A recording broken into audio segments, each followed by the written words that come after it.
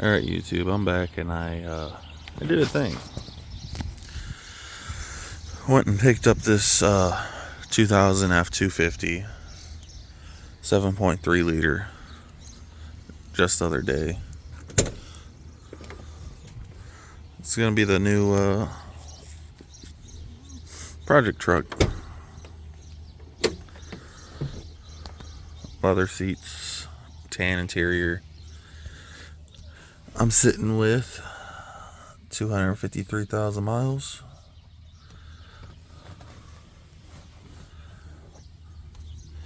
It's not terribly too bad with rust. It's got its rust, but for the most part, the rockers are good. Besides, right there, and then that back part with the cab corner.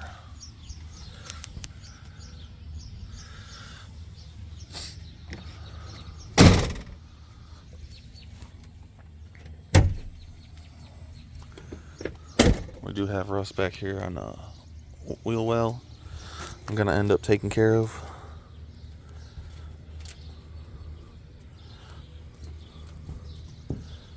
Sounds pretty good up here. I'll have to look into that a little bit more. But for the most part, it's gonna be a project truck. We're gonna do stuff. It's almost I'm pretty sure it's completely stock underneath the hood.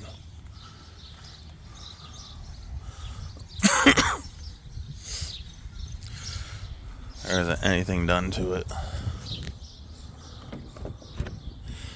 This bedside, not as bad with rust. Still got the rust around the wheel well. A little bit of rust down there. That's nothing I can't take care of. But if you look, the clear coat is peeling on this side. Got the black trim down the side of the truck. Got the door guards that are curling up on ends. For some reason, someone put this piece on there. I don't know what you want to call that. Just to help protect the door when you open it, but that's gonna have to go. Look at all that dirt behind it. I'm not gonna show you guys anything about taking this off and cleaning it up. That's just average. But if you look at this rocker, it looks pretty good. This cab corner is solid, but there is a spot on the rocker right there. Same spot as the other side. Same rocker panel, the front one and not the back one. So I'm gonna have to drill that out and replace that. I have to do something on the back side because it's a sandwich pretty much. You got a big flat piece that'll run the whole length of it, the inside rocker panel, and then you got this that is the outside rocker panel. I'm not gonna replace the whole inside rocker panel because it's all good besides about that stretch right there. So I'm gonna probably cut it out, put in a new section. I'm not gonna do the whole thing because if I do the whole thing, I gotta drill out this rocker panel, drill out the cab corner. I might as well just piece it in so it's good.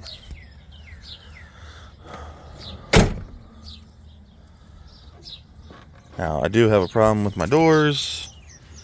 They don't lock or unlock with the switch, so the actuators right behind here that are connected for the power, those are bad. I already have some that I'm gonna put in. Oh, that door didn't shut all the way.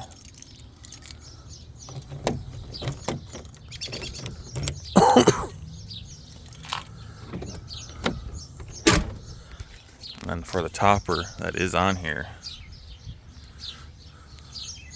it is a locking topper.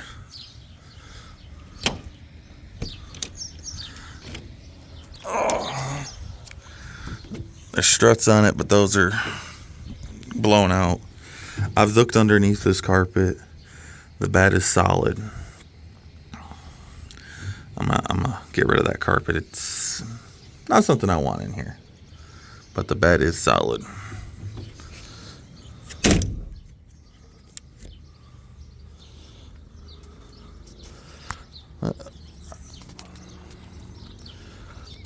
I might have to do something with the wheels or just get them powder coated and make them black.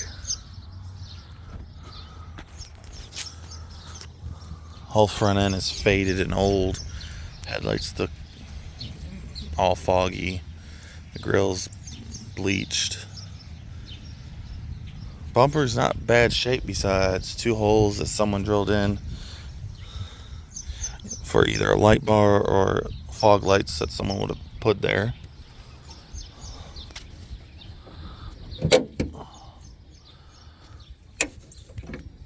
Oh.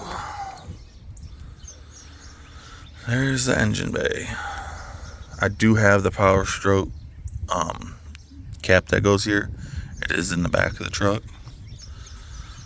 But yeah, stock air filter. I mean, it says it has a K&K air filter in there. We'll have to see. I mean, pretty much this whole engine's stock. There's nothing that's really been done to it. But that's where I come in. I'm gonna end up doing all of that. Well, it has had thermostat and thermostat housing replaced. It looks like a new water pump too. But from the receipts that I've seen, they put the 192 thermostat. I'm gonna have to swap that out for the 205, I think it is. And I'm gonna swap out that thermostat connector. Just this black one right here. I'm gonna go for more of a billet aluminum one. This is thin metal. I think the billet ones are a little thicker. And it's aluminum, it wouldn't never rust. That's obviously steel.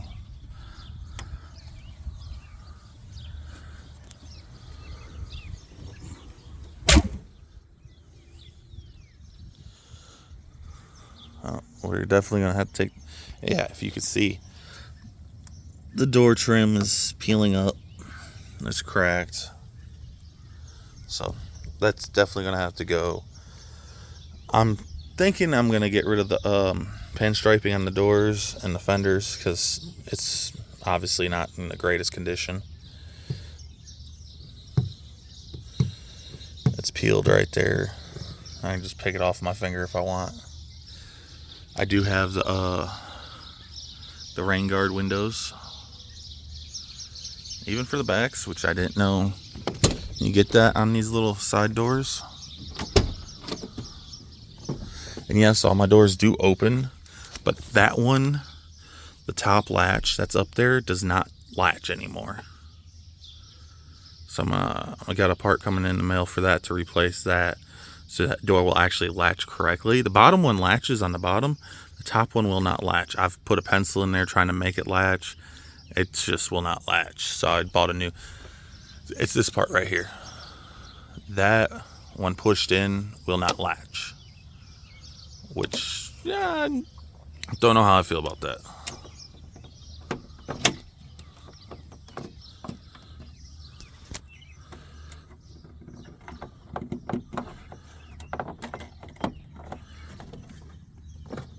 Geez, this window hasn't been open in a long time.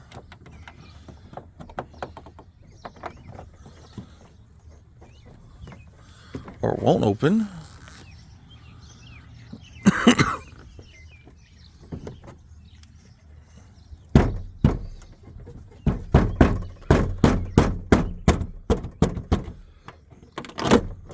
There we go. Yeah, definitely wasn't open in a long time. Yeah, I'm not really too sure. I guess if there was rain coming in on the top, that would help protect it, but it's even with the window open, pulling it off. So I don't know how good that actually is. It sits flush now, but when you open it, it just pushes it. It sits flush, but when you open the window, pushes it off like that. Maybe it's not on there. Yeah, no, it's not on there, right? It should be moved up. I'll take them off and redo them. I got some double-sided tape that I've used on some other ones, and they last.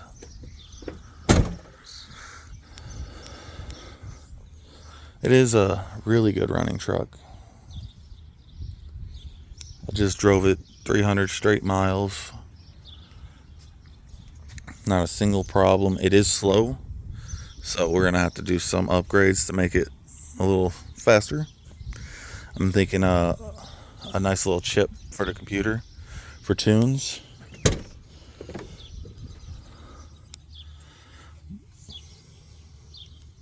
The interior is in pretty good shape. I mean, obviously the seats are cracked, but they're not ripped. The bottoms are really nice. The backs, though, they're cracked, but that's fine. The steering wheel is the biggest problem. If you can see it, it's just cracked and deteriorating everywhere. So we'll have to do something about that. I don't know if I'll get a new one with the wood grain to match the doors, or I just try to find another just tan brown one, just put it down here.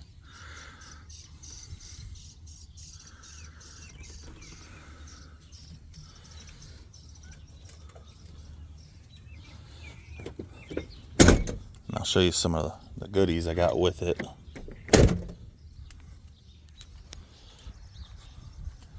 That's the other project truck that I've been working on, but that's going to be on the back burner for a minute until that's running real good.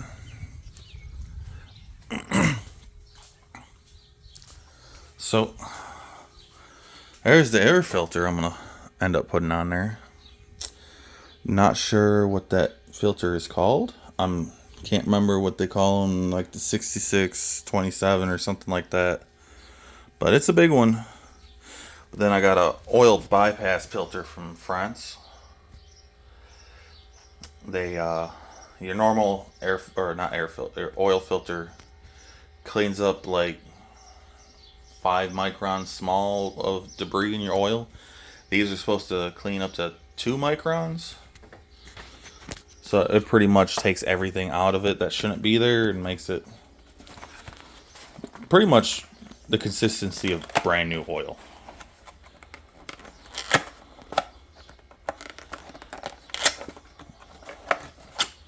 Then I got a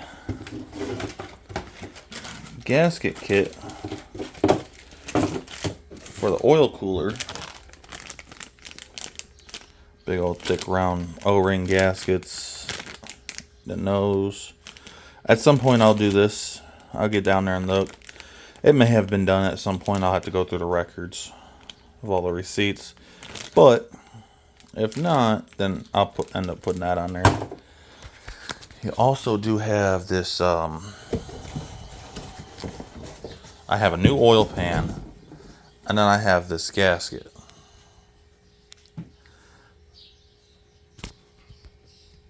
That is a thick gasket.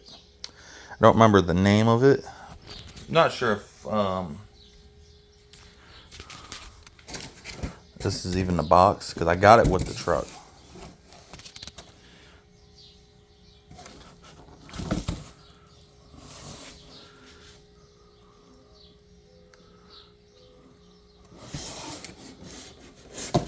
Okay, here, hold on, here we go.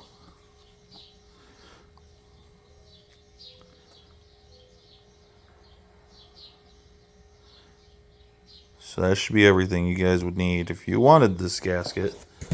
From what my understanding, it's like the leak-proof oil gasket that you'll never have to replace ever again. I mean, for an oil pan gasket, that is thick. I've never seen one like that. But I guess that's the one everyone uses. I've watched some videos on it. You have to unbolt the cab from the frame. You have to unbolt the motor. You got to jack everything up just to change out the oil pan. And I do have an oil pan. Brand new.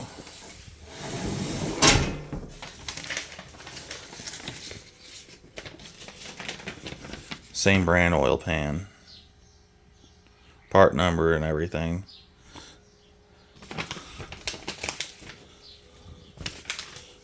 So it even tells you got to put silicone in a certain area to really help with the engine block and the oil pan to seal right. But from what I understand, Ford wants you to take the motor out of the truck and flip it upside down. Take the old oil pan off, put the new one on. You leave it like that for like 24 hours, and then you're good to flip it back over and put it in the truck. Now, what I've seen, you just unbolt the cab motor mounts, or the cab bolts. You got two up in the front for the fenders, two right here, like one here and one on the other side of the truck, and you got two back here each side. You jack that up, you put a 2x4 in there sideways like that. That gives you enough room to unbolt the motor from the motor mounts and jack that up where you can slide the oil pan out. But that's not on the plans for anytime soon. We'll do some engine mods to it. We'll get the rust looking right, and then the oil pan will be down the road, because the oil pan that's on the truck is still good. It's not rotted out. It's not leaking. It'd be nice to put a new oil pan on there, because then I know it's not going to leak anytime soon. But if the old one's not leaking, why do it now when I can do other stuff to the truck? But that's pretty much it for now. Before I install this filter, I'm gonna paint this bracket, because it's just regular steel, not coated or anything. There might be some kind of rust coating on here, but it looks like straight steel. So I'm gonna paint that black and then install it on the truck. I see a lot of people put these underneath their hood when they install them. I'm gonna put it underneath the frame, bolt it to the frame and everything, because these filters, you change the filters every 5,000 miles and you change the oil every 10,000 miles when you install these. But when you change this filter, you change the regular filter you have on the truck. So if I'm going to be down there and I'm going to change the regular filter, I might as well just put that down there and change it all at the same time. If I take both filters, I'm changing them right there. I'm done. Instead of opening the hood, trying to find a spot to mount that, because there's not much room in there. And I'd rather just put that underneath the truck where I'm going to be anyways to change the regular oil filter. So I'm going to install it on the bottom. That might be my next video I do for you guys. Or it's the air filter. It's going to be a filter. One of the two. I'm going to end up taking that to my job and cleaning it out real good, because it is a used filter. But it's one of the ones that you buy and you never replace again. You just clean it out and you're good to go. But that's it for now.